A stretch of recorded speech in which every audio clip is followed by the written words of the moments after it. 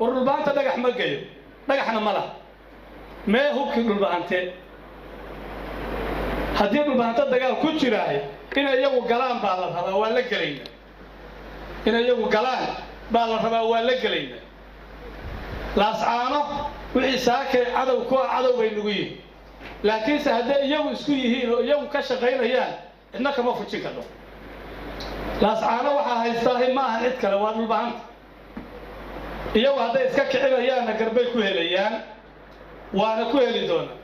dad dagaalamayaay meediyana ma soo galaa facebookna kama qayliyaane habeenimay waxay qorshaystaan xaggee ka mishinaa caawa maxaan qaban karnaa habeenta maxagee ku guuraynaa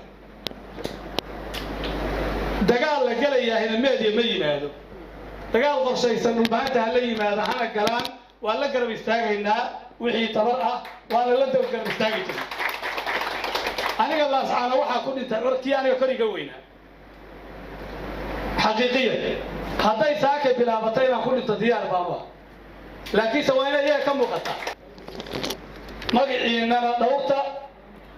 sharaftiinana dhowrta waxaad ku jirtaanna ka baxa dadnimo maa inaad ka baxdaan baan jecel lahay xilligaas annaguna garab istaagayna isaaqinimana gumaysan kara nagamana awood badna xaqiiqiya dhulbaanta keliya ku filan iska daadaanood kale waxaan leeyahay SNM ama isaaq waxaan u malaynayaa Soomaaliya waxay uga go'an ama ilaahay uga go'an ama ay ku qayliyaan waxay yiraahdaan waa nala dulmiyay xasuuq baa naloo geystay beel ahaan baa naloo diray waxa idinku maanta samaynaysan cibaada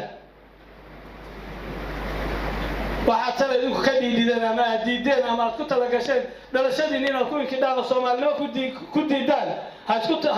ku tala galinina nin inala mid inaad ku khasabtaan